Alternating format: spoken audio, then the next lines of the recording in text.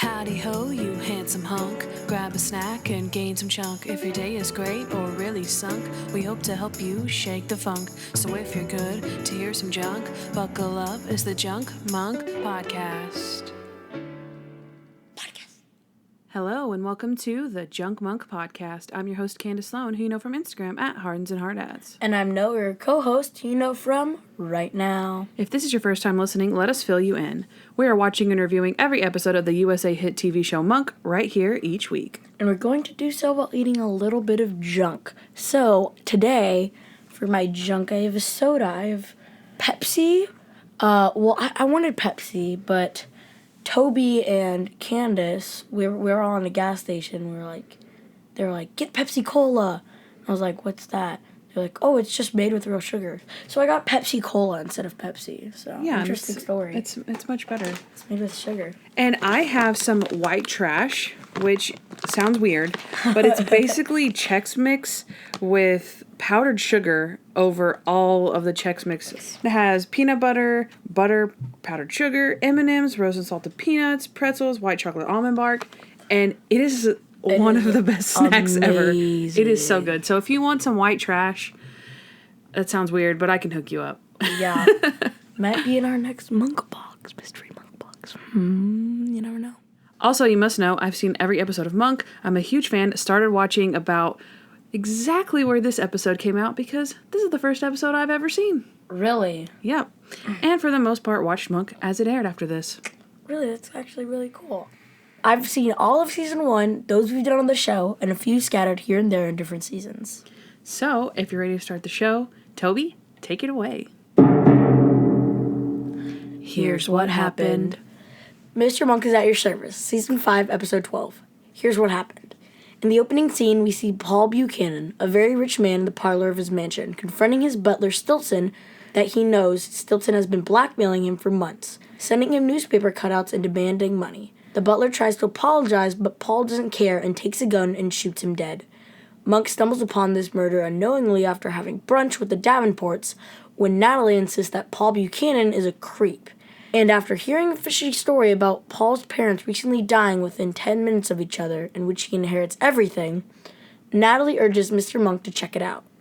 However, he instead ends up accepting the job of the new butler for Master Buchanan.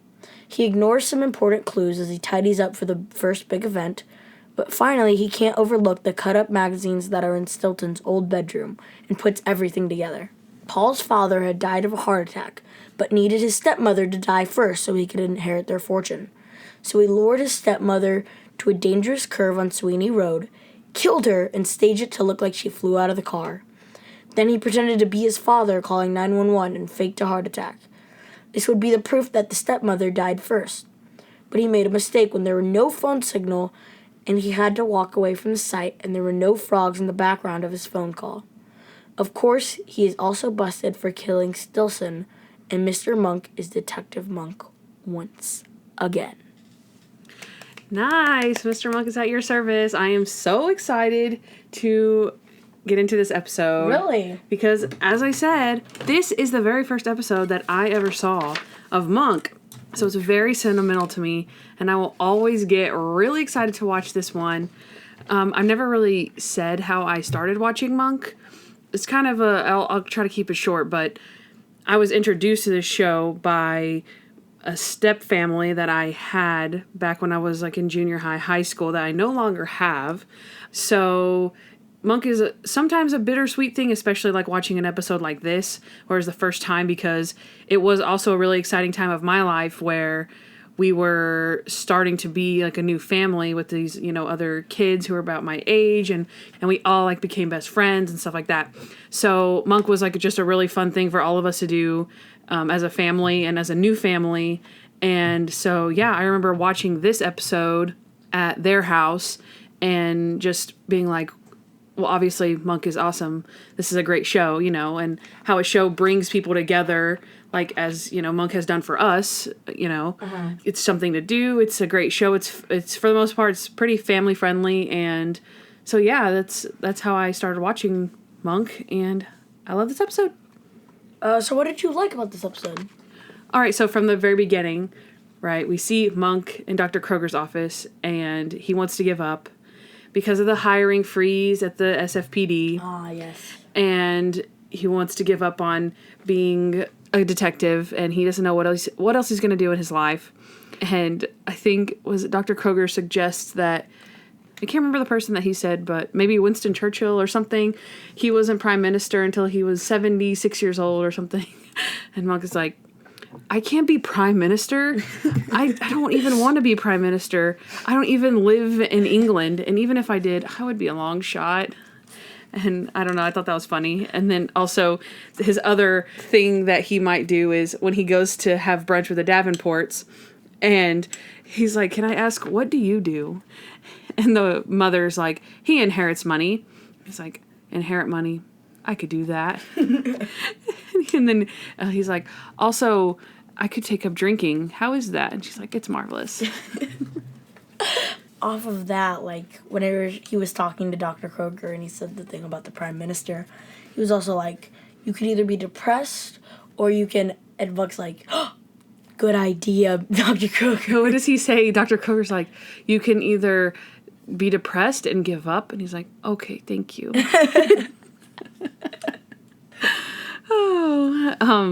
Also, right, the Davenports, Return of the Davenports. Yeah. We like them. Well, you know, as much as one could like the Davenports, we like them. They weren't on screen too much, just the right amount. But they did have some good lines where, of course, you know, Natalie's mother is like, oh, I think, is it, or, you know, it's, what did she say? It's morning.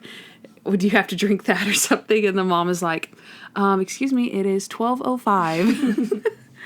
And I like that. I was like, oh, another 12:05, just like Captain Stottlemyre and the riots. Remember the protests? Uh-huh. I know what you're talking about. And he's like, the permits, they expired at noon. And he's like, 12:05. Like I said, expired at noon. I like that little recall. I like that Natalie is still in touch with her family, and she's still talking to them, and it seems as though they've made up. Yeah, well, because remember the last scene of the Goes to the Wedding, mm-hmm. she puts Mitch's photo on the piano. Mm-hmm. So she kind of, you know, makes that little mend there, and then we're able to have this awesomeness, right? And then also another Davenport moment is when the father is explaining the salt and pepper shakers, and he's, you know, using it as he's driving around the car, and then he's like, Near, and she's like, honey, not in the pate. And he's like, that is not the pate, that is the big rock. I thought that was so cute. And then, of course, the last thing is Natalie does take Daddy's money. Oh, my gosh. Brings back memories, doesn't it? I thought it was really cute, though. And she had a hunch, and she wanted to hire Mr. Monk to solve the case, and so I like that. Yeah. Monk is afraid of frogs. Yes. Among other things that we learned, but we'll get into that a little later. And, of course, the main thing that is the best about this episode is Mr. Melville. Oh, yeah. This is one of the reasons, besides, you know, being sentimental, I love, again, we have something else that Mr. Monk is good at, and I love that, you know, when people, they kind of, not discount him, but kind of sort of as like, even like Stottlemyre, he says, no, like, you're good at this, which is true, and he should be a detective, right? But he's good at other things. We've seen, like, he's good at running. He was good at at the office, at the employee of the month. He was very, you know, tidy and organized things and priced things well. So again, another job that Monk is great at. Yep. So I love that. Natalie scheme. Mm-hmm. Major Natalie scheme in this one. She tricks her old high school creep guy into thinking that she's pregnant, which she isn't, and she uses that to weasel her way around the house. That was a great part whenever she does the reveal, and she's like, woo, and like opens her trench coat, and she's like, because I think, does he say like, oh, you haven't changed a bit or something, and then she's like, woo, she's like, well, I wouldn't say that, and she's pregnant, and you're like, whoa, and then, and he's like, oh my gosh, and she's like, oh, I'm sorry, my boyfriend couldn't be here, he's at anger management, again. I love that. I love that little sprinkle of Natalie's scheme on that.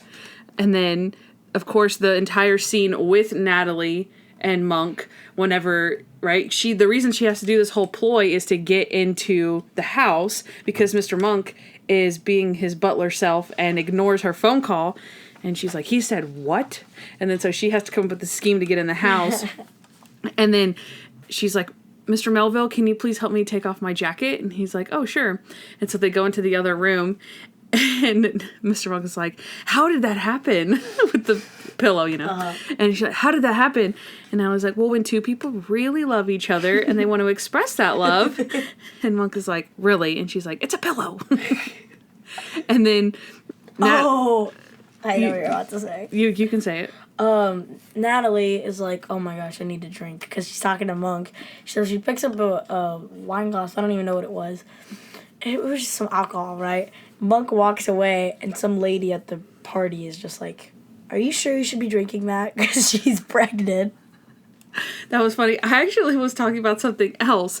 Oh. Remember, Natalie's going to tell Mr. Monk about the frogs in the background of the phone call. Okay. And so she starts explaining, look, he couldn't have made that phone call right there because you're right, there was no service. He had to walk away. And if he was near there, we would have heard the frogs croaking in the background. And he's like, frogs? Natalie, that doesn't prove anything. And she's like, yes, it does. And he's like, maybe they were tired. And she's like, frogs don't get tired. And he's like, you don't know if frogs get tired. If you were hopping around all day, catching flies, you wouldn't last 10 minutes. I don't know. I love that part. I love that entire exchange, like you said, and it ends with the drinking part. But that whole little exchange with them is great. Stottlemyre and Randy were risking their jobs for Monk. Yeah. So sweet. Stottlemyre threatens to quit. Yeah. And Randy almost considering.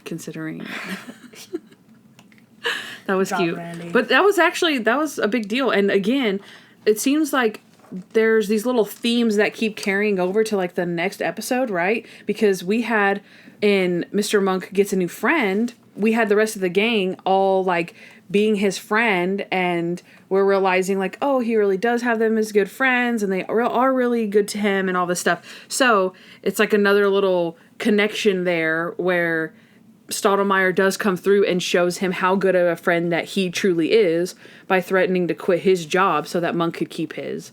So I kind of like that little thread that we see there, and it seems like they've been doing that the past few episodes. So that's pretty cool.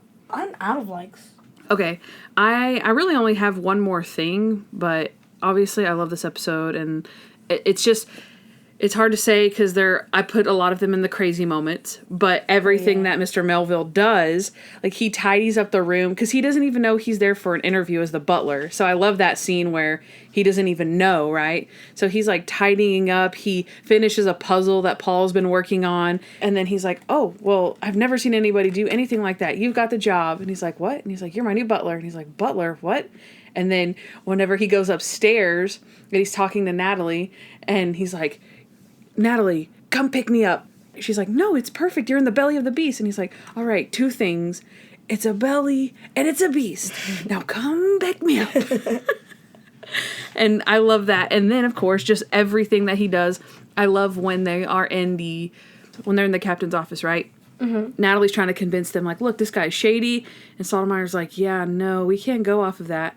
And Monk is like, okay, are we done now? Because I have to go home and braise a duck. And it is certainly not going to braise itself. I'm like, you're going home to braise a duck? And he's like, yes. And the master is very particular about these things. And then he takes his big coat and puts it over his shoulders and walks out. I love that. That is literally just the beginning of the Monk way. And speaking of the Monk way, we've got the Monk way, right? He's got the chart out, and he's got the 4 zones. And he's got his little... And he points at the thing, and he's like, okay, we're going to do this the Monk way. And the girl's like, who's Monk? And so he has to come up with this elaborate... Well, I grew up in a monastery, and you know the monks. They're very tidy, you know. Mostly dusting. You know, with their holy dust, with their holy dust and the catacombs, and it's very particular on how they like to clean. And that is the Monk way. All right, you heard the man. We're doing it the Monk way. I love that. Grew up in a monastery. I just love it. He is such a funny butler. And yeah, I think that's it. What did you dislike? We have seen this before. We've talked about this before. But a smidgen of a little forced storyline here, right? It starts off with the hiring freeze. Mr. Monk loses his job. I hate that. He loses his confidence. And then he could have just liked being a butler. He could have just stumbled upon being a butler in general, right? He could have, instead of Natalie saying like, no, it's perfect, you're in the belly of the beast, she could have said, no, Mr. Monk, it's dangerous. He's too dangerous. You got to get out of there. You can't stay there. And he could have been like, no, Natalie, I'm in the belly of the beast. And so I'm going to stay here, right? Yeah. And then end up liking being a butler. But instead, they did it backwards. And they started off with this, oh, how convenient that there's a hiring freeze. Monk's lost his job and his confidence. So now he decides to be a butler. Yeah, I don't like the hiring freeze because at the end, it gets confusing. Yeah, explain that. Well, so the hiring freeze happens, but instead of them being like, Monk, you got the job, I guess the writers were like, let's try and milk this for as long as possible, and with Monk not having a job. So they were just like, you are exempt from the hiring freeze. Which is just give the guy a job if you think he's that good. Yeah. It doesn't make sense. Like, Yeah. you're exempt. Well, also the confusing part was they kept saying, like, Stottlemyre actually used the words, you got your badge back. And which is very confusing wording because the entire show is about him getting his badge back. Yeah. So why would you say it in that way? Like, oh, you've got your badge. And then he says, you're a cop. You're not a butler. You're a cop. And Monk's like, yeah, I'm a cop. And you're like, wait, But so you're not a cop. Is he a cop or is he just hired on as a consultant again? That was confusing, right? Yeah. I'm not the only one. Which now makes me wonder, is he still a cop? I honestly don't know. And I, as someone who has seen it, I don't think so. Like, we do not, I mean, the spoiler a little bit, at least the next few episodes, he's not a cop. Yeah. He's Monk. He's just regular Detective Monk. So I thought that was very confusing watching it from the perspective of, like, with somebody who hasn't seen it before. Like, their confusion, I was thoroughly confused as well. So I definitely didn't like how they ended that episode. That was weird. It was weird. Just Monk has the hiring freeze in general, just like how sad he was on my dislikes. Yeah. Like And with he's Dr. like- Kroger, yeah. Yeah, and I don't want to see that side of Monk. Yeah. Exactly. And they could have, again, left that part out. They didn't need that. I mean, I came up with the solution in that in like 2 seconds, how they could have switched that around. He could have been just fine. Like, they could have started the episode with them just having brunch and not him having the hiring freeze. And then they could have taken all the hiring freeze out and they could have put more Mr. Melville in it, which is another one of my dislikes is that, for one, I feel like the episode went by really fast and it was really short, in my opinion. Like, I could have used, like, a ton more. Like, instead of them doing the montage of him, like, being really, really strict on his staff, like, they could have had some other things. I don't know. Like, I don't know. Give me more than 2 seconds, but just come up with more funny butler things. Yeah. Like, we really Mr. didn't Monk, see... It's 2 a.m. in the morning. We need to sleep. And then he has that weird... he says, like... What does he say? 1 centimeter here, like, what if there's 1 centimeter there? Like, what is that going to give us? 2 centimeters? I love that. So, see, I could use a lot more of that. And he doesn't really interact with the boss that much. Like, he does when he gets the job. Yeah. And then whenever he's fixing his tie. And he's That like... was so funny. And I love that. I want more of that. Because he's like, thank you. Your attention to detail is impeccable. And he's like, of course. Yes, sir. He's fixing the tie. And then he's like, all right, it's good. And he's like, no, wait, just one moment. One more moment. So I'm just like, thank you. All right, it's tight. And he's like, all right, I think it's good. All right, just a smidge more. Okay, look, we're going to lose the tie. Can you imagine that poor staff whenever he couldn't last 2 seconds? So, I know. yeah. But yeah, I could have used more Melville and more pregnant Natalie. see, like, how it went by so fast. Yeah. And then Natalie's like, oh, I showed up. She sneaks into the thing. She steals the paper. She tries to drive away. And then he takes her into the woods. And the episode's over. And I'm like, again, I know, like, he's a super creep. But I could have used more interaction between the two of them. Maybe Natalie, we actually get to see Natalie sit down, like, at the table or something. And, yeah, just like before he turns into, like, instant killer. Him being reinstated was completely unneeded, and they could have put... The rest of the episode was really good. So it's like, just use any other part of that episode, and boom, you have a better episode there. Yeah. The whole reinstated thing is just bad. Yeah. Oh, and then my last thing is... you're out, right? I am out. So my last thing is just the line that Stottlemyre says to Natalie whenever she's trying to explain, like, look, this guy's a creep, and, you know, there was no signal out there. There's no way you could have made that call. And Stottlemyre says, I can't arrest a guy because he made you cry in homeroom. Okay, Stottlemyre. It's kind of funny, though. Back off. Well, obviously they did it to be funny, but it wasn't funny enough to be just rude to Natalie. Like, she's pregnant. Come on. Yeah, that's true. Yeah, but I'm done. Okay, so this is on to our next segment. He's the guy. Okay, per usual, I do have someone. I have someone. That's right, ladies and gentlemen, I have someone. I like the confidence. Per usual, you do have someone. Okay, ready?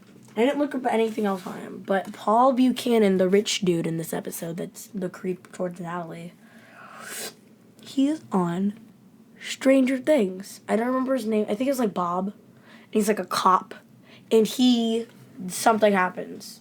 And I won't spoil it. But he's a real one. He's a real one. He's the G. He's cool. He's a good character. Which, he's kind of short-lived, but he's a good character. Oh, nice. So the person that you're referring to is Sean Astin. Okay. Who is very, very famous. And I know I say...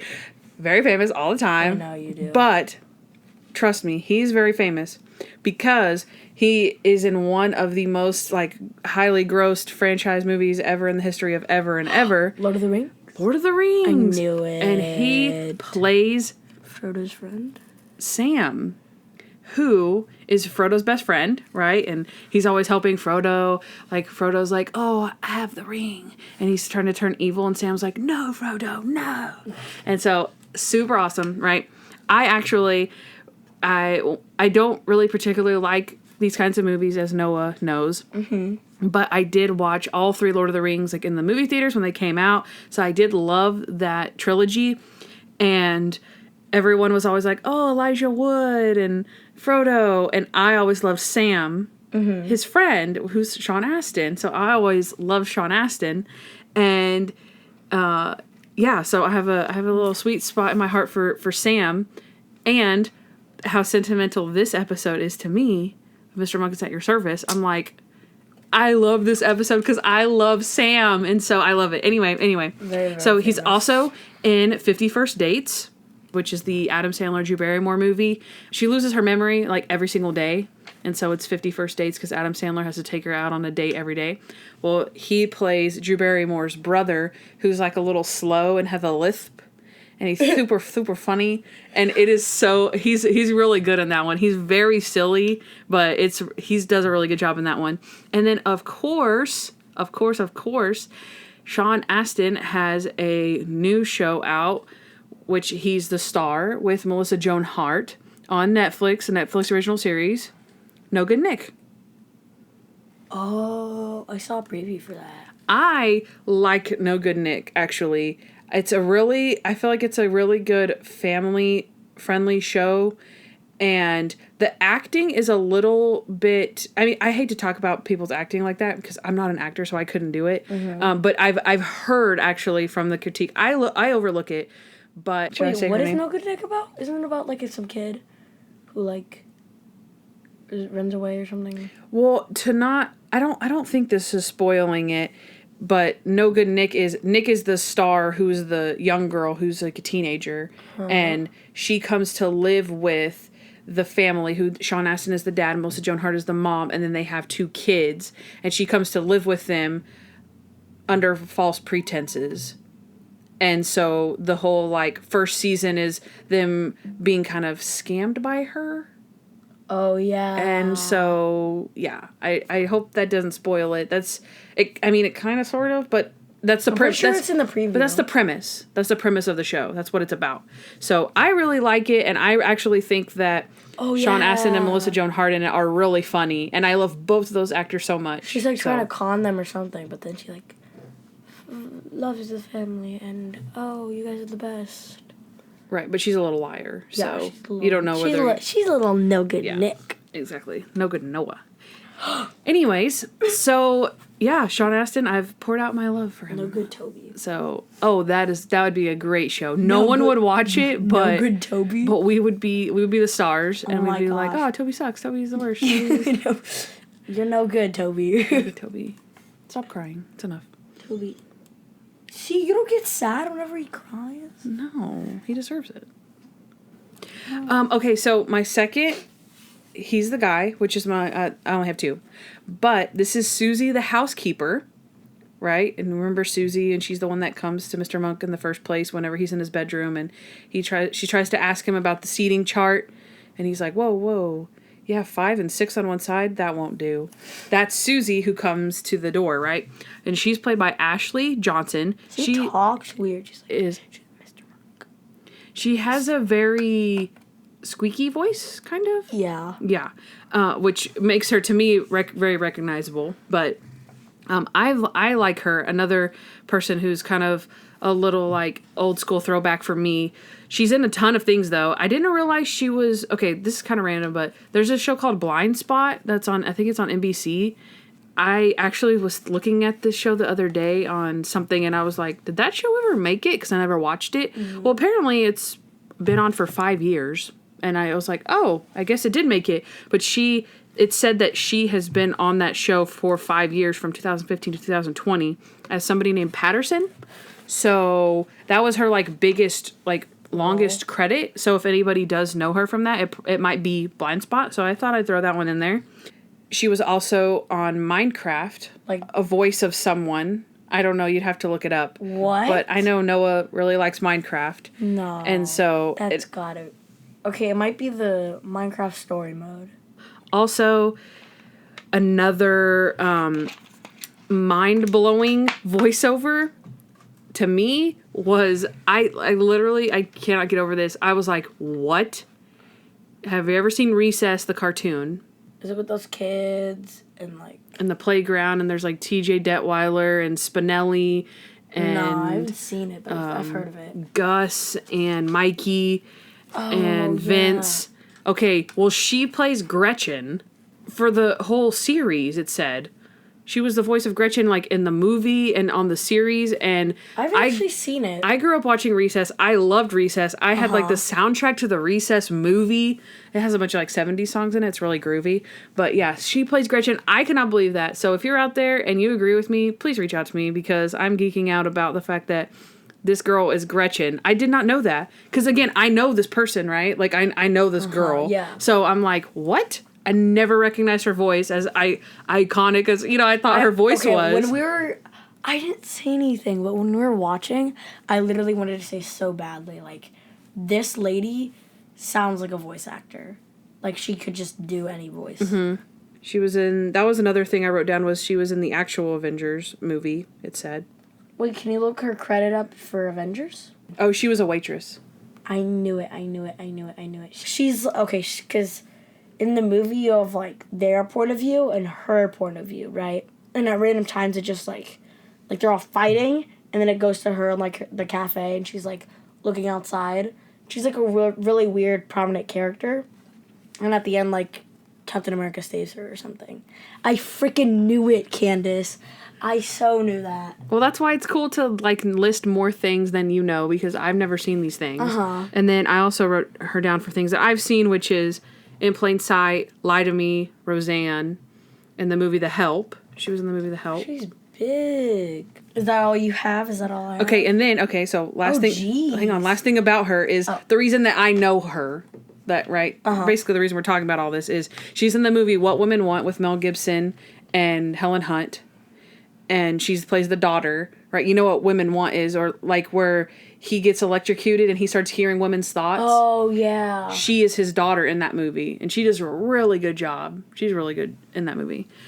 And then, a lot of people probably know her from this too. She was Chrissy Seaver in Growing Pains, which I grew up watching Growing Pains, and so she is the daughter. I think she's supposed to be like the little daughter, and then she grows up really fast, and then this is her. But anyway, so yeah, I love Growing Pains with Kirk Cameron, and yeah, so those are the two things I know her from the most, and that is all. Junk time. Welcome back to Tunk Jime, my favorite time and yours of the show, where Kandyce asks me questions and I get to drink my Pepsi Cola. Yeah, actually, I don't mind eating some white trash right now. No, Kandyce. Can I have something? Okay. That is so good. Okay, I'm going to start out with a YouTube shout out. Okay. So, we have a new fan on YouTube who is named Jedi and Solo. And she's been awesome. She has been binge watching or listening to all of our episodes, which is really cool that someone is binge listening to us. And she's been leaving comments after she watches a video. She'll leave a comment, I guess, of her thoughts on that particular episode. So I just wanted to give her a shout out because we really appreciate really nice. all of our fans, of course. And we have a YouTube fan, so that's exciting for us. If you don't already subscribe to our YouTube channel, make sure you do, because we're awesome over there, too. We are. Just as awesome as we are here, we're awesome over there. Right? Am I right? Exactly. Okay. Some of her favorite comments of mine, which are, she loved our Toby reveal. Oh, yeah. Right? And so if you haven't seen our Toby reveal yet, it's on our YouTube channel, so go check it out. She loves that. Her first episode to watch, right, because mine was Mr. Monk is at your service. Hers was Mr. Monk Gets Drunk. And she said she loved the summation, and it totally sold her on Monk. And she loved whenever he got drunk and all that. So that was awesome. And then the last thing that I'm going to mention about Jedi and Solo is that she said, I'll play whenever we said on Mr. Monk Bumps His Head, if Monk rolled up in your town wearing that suit and looking the way that he does, what would you think that his name and occupation were? So she said, I'll play. And she said, I think his name is Timothy, and he is a restaurant host. So I was like, oh, that's a new one. But I was thinking about it because I think he doesn't have his jacket on, I don't think. He just has like a long sleeve shirt. So like maybe he's the host. Yeah. The restaurant host. He's the manager maybe. And he's like, oh, hello, my name's Timothy. And let me seat you at your table. And you're like, oh, the manager's helping us. Ooh, fancy. So that's who he is. He's Timothy. So I like that. All right. So my first question is, was Mr. Monk a good butler? Duh. Well, we know he was very particular. Yes. To the point of possible near destruction. Mm-hmm. So my next question is, who kills him first, the master or the staff? The staff. Right? That's my question, because it's like you have the master who got annoyed with him after 0.2 seconds of adjusting his tie, but the staff... It's gotta be the staff. But the staff, he keeps long hours and makes everything super perfect. So, but also Mr. Buchanan gets set off like that. So, it's, I think it's the staff. Since I think Monk pushes them a little farther than he does to the master. That's true. And also, he's the boss of them, whereas Paul is the master of him. So, like, whenever he says, put Natalie next to me, and he's like, sir, I've worked painstakingly all night. It's by the centimeter. And he's like, I'm not going to ask you again, Melville. And he's like, oh, thank you, sir. And he's like, do it now. He's like, as you wish. So, if Monk obeys his orders, you're right. Probably going to be the staff. Who is it going to be? Is it going to be the drunk lady? Not the drunk lady. The champagne lady who reprimands Natalie? Or is it going to be Susie? Sweet Susie? Or is it going to be... I think it'll be the champagne lady. The champagne British lady. Yeah. She's going to... Yeah, I think so. Susie's nice. That's true. She is nice. Okay, my last question is... Rank these fears in order from your personal fears. Possums, soccer riots, frogs and hailstones. Soccer riots? Mm-hmm. What does that even mean? I remember that from the show, but what is that? I don't know. Football hooliganism or soccer hooliganism is disorderly, violent, or destructive behavior perpetrated by spectators at association football games. Hooligans who have the time and money may follow national teams to away matches and engage in hooligan behavior against the hooligans of the home team. Sounds kind of scary. Yeah. So again, the list Sometimes is it's funny, though. Possums, soccer riots, frogs, and hailstones. Number 1, soccer riots. Number 2, hailstones. Number 3, frogs. Number 4, possums. From more scary to less scary. Okay, I'm going to go soccer riots first, then possums. Possums are scary? They have diseases. Have you ever looked at them? Especially when they're crawling around at night, like on your fence. Oh, I was thinking of a ferret. Oh. Ferrets are so cute. Yeah, those are not possums. That's a little pumped up pooty like a basketball. Oh. And he's like, he does the little dance. Yeah, no, we're talking about a nasty, disease-ridden possum. They're like crawl on the top of your fence. Ew, stop. And then you like shine your light at them and they're like... Fine, then number 1. Number 1, possum, soccer riots. 2nd, hailstones. 3rd, 4th, frogs. Yeah. You know, frogs still kind of gross me out. I'm sticking with frogs as my last one. Because Possum's number 2. Me, Kandyce, and Toby all have scoots. We scooter around town. Yeah, we're in a scooter gang. We're in scooter gang, right? We're real cool. But there's dead frogs all over this town, y'all. There is. Yeah. It's nasty. It is nasty. Every day, just a dead, like, flattened frog on the floor. Eee! If it's super fresh, it's the worst. It's so gross. Yeah, it's pretty gross. And that is the end of junk time. yeah. Tunk time, everyone. Plot holes. Okay, my first one is Monk does not take his shoes off like that. When does he take his shoes off? Whenever he's leaning back on the bed and he kicks his shoes off and then he kicks the other one and he kicks over the magazine stack, he does not take his shoes off like that. He would never because of scuffs, for one. And for two, I'm pretty sure we see him like always diligently untying his shoelaces, pulling off his shoes, and when he puts them on, he does the same thing. He puts on his shoes and he perfectly ties the shoelaces. He would never kick his shoes off like that. So that was a little... Hard day at work, Kandyce. You never know. I don't know. Maybe they should have had him like... No, because he wouldn't have thrown his jacket off either. He doesn't throw things like that. That's kind of hard. How would you make Monk knock over the magazines? Now that I think about it, there's a lot of free time that, like, Monk and the assistants have. Sharona or Natalie. You know? Because, like, in between episodes, or, like, at the beginning of episodes, he's like... Every time it's like, I haven't had a case in so long. So it's like 2 weeks at a time, they go with just nothing. Mm-hmm. They're just living. Yeah, I've always kind of wondered that. Like, what constitutes, like, Natalie or Sharona's help? Like, I feel like they're always with him, whether he's working or not. Mm-hmm. But what does he... Because I was thinking that during this episode, because his new job was as butler. Yeah. And then he makes the comment where he would like to keep Natalie under his employ. He has a position open in the kitchen. And so it made me think, like, yeah, like, he lives his everyday life. Like, not just when he's a detective. He lives his everyday life with an assistant. Yeah. So why, just because he's a butler, why would he not need an assistant? Or is he just okay and he uses his other employees as his assistants? I don't know. I actually totally thought of that during the show. I was like, that's weird. So he just doesn't need Natalie just because he's a butler? That was weird. That's true. Let's see. That's a plot hole. Yeah. That counts. Yeah. Constitutes as a plot hole. So... We do know that he's obviously so, like, consumed with his butler duties, right? That he ignores, like, some important clues. Mm-hmm. However, he did go in there to catch the guy for murder. And he ignores, like, blood on the floor. Like, straight up blood on the floor. Like, He's like, is that blood?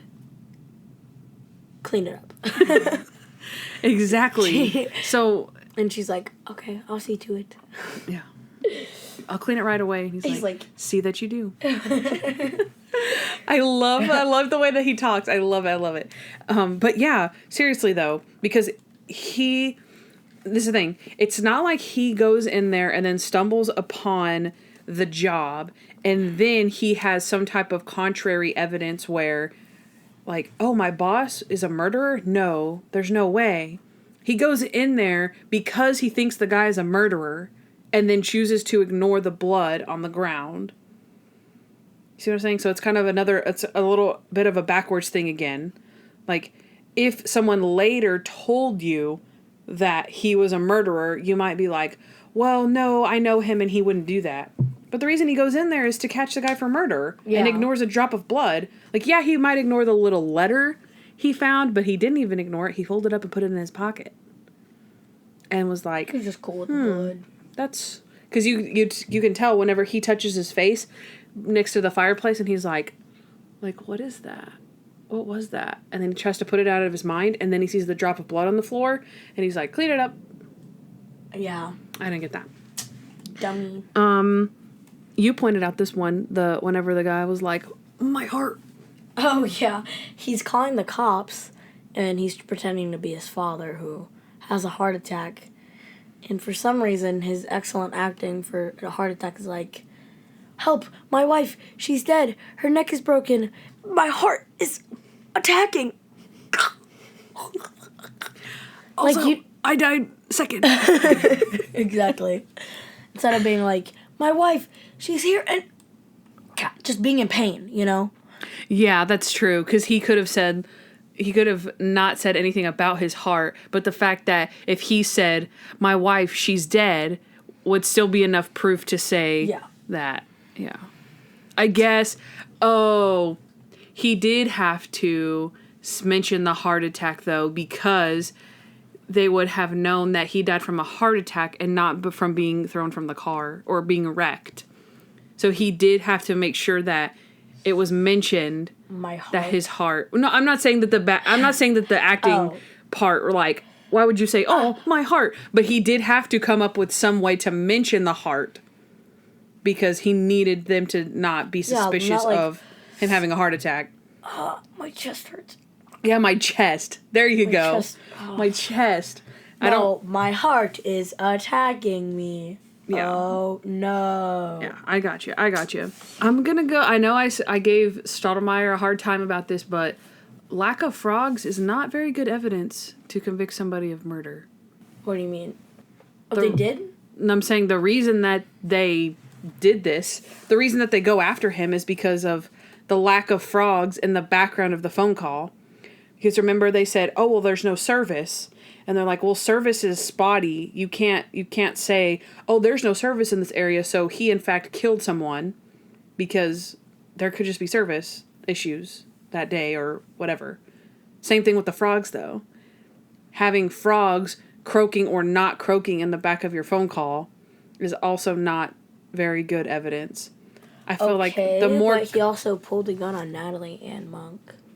And confessed the murder to Natalie. See, that's true.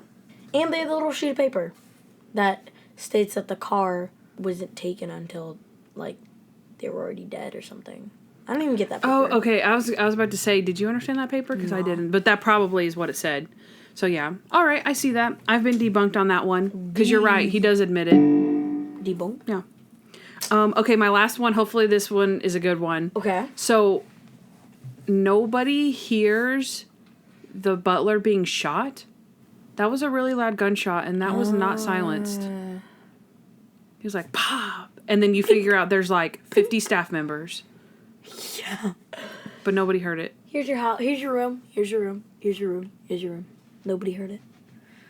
And then the fact that they said, he just left. It's so not like him to just leave. Yeah. It's so not like him to just have a gunshot and then him leave. Right? Yeah, Did weird. I get that one? Okay. You got that. Okay, cool. You've been plot holed. Okay. And now I'm done. Yay! That was a good plot holes, right? I think so. Yay. How crazy was Monk this episode? Plus crazy moments. Okay. Out of 10 colored zones. Ooh, very close to mine. What's I yours? said out of 10 Monk Way. I knew it. I said out of 10 Monk Way pointers. Oh, that's good. So we were on the same track though. I almost did zones. Out of 10 colored zones. That's good. Yeah, I almost did that. Nice. My runner up was out of 10 dishes of pate. Out of 10 Natalie pillows. I didn't know. Oh, That was actually pate Toby's. Is good. Oh, that was Toby's. The pregnancy pillows was Toby's. Yeah, I thought that was funny.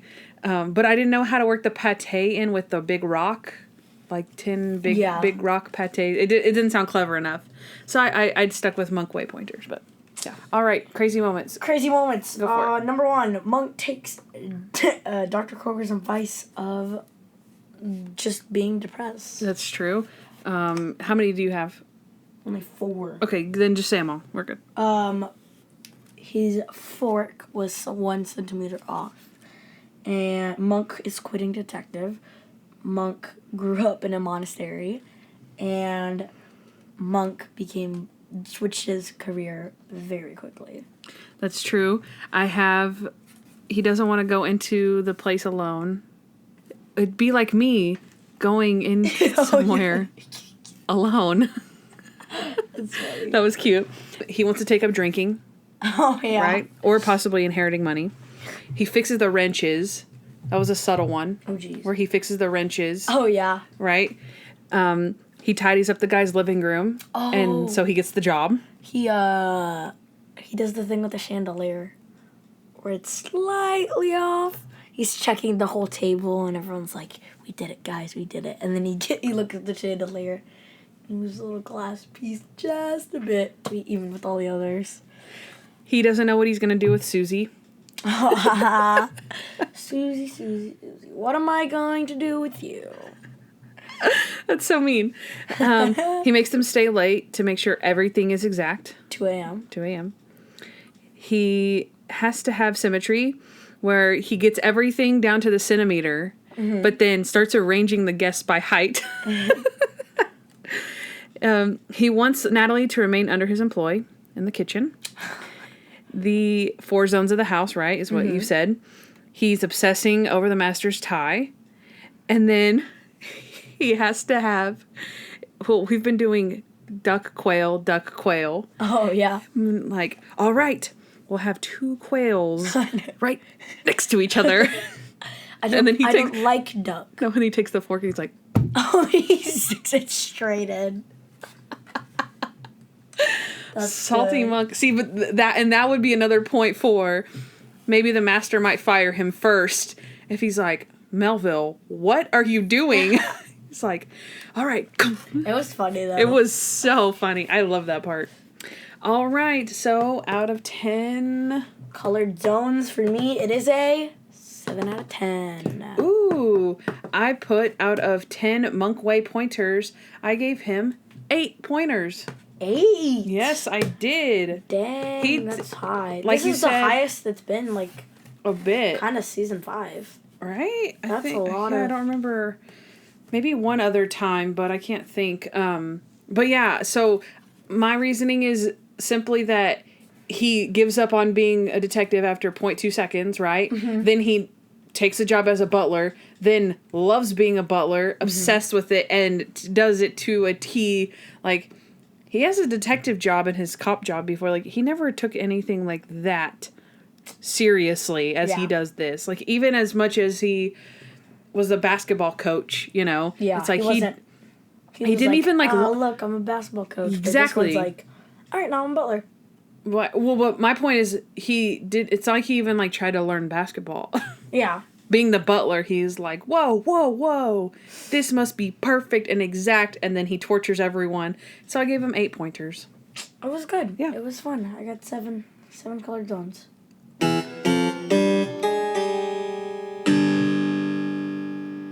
Rate this episode. Okay, Kandyce.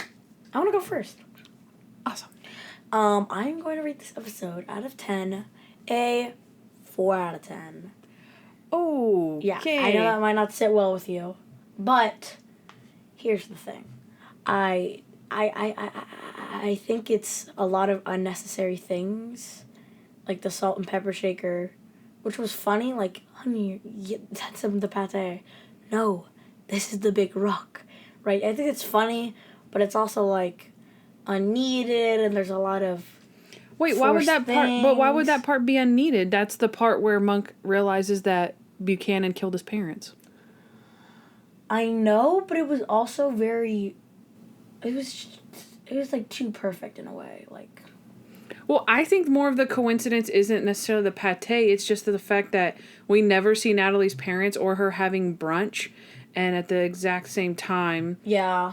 he's killed his parents and he's killed his butler, and they just so happen to be having. It's just plot Brunch with convenience them. for this one for me. Like, it's just Monk hiring freeze. Monk is exempt from the hiring freeze. Like, well, that sucks because that's just like as nice as it is that Captain Stottlemyre got his like kind of job back. He didn't even. He just was like, okay, you still don't have a job, but maybe you'll get one. And they don't. I don't know, the writers, I don't think they did the best of jobs on this one. That's Okay, just- well, what about the mystery? Like, as far as how he did it, how he killed his parents, like 10 minutes apart, and that was interesting. He was just not that great of a character, though, with, like, also how he handled the whole Natalie thing, where he takes her into the woods. It's like, okay, just throw her down the well or something. see, I feel like that part was just sped along too quickly for my liking, but And Monk's, like, running. But it was to me, it was at the expense of having more episode, like more good content in it, and so it's like, yeah, I can fault something for not being like long enough, but it's like it's only so long, so I need, I know, but we could have used none of the whole reinstated thing. Yeah, I agree with that. It was a big toll on the. I do agree with that. I feel like it could have just been another fun. funny. It could have been another fun episode Yeah. without the hiring freeze, but yeah. So I'm gonna go. Again, very sentimental episode to me. One of my absolute favorites. I wish it had been longer, quite honestly, but I will always be excited to watch this one. As I said before. Also, Sean Astin, love. Pregnant Natalie, love. And of course, Mr. Melville, love, love, love. So for me, this episode, I'm going to go with a 10.985.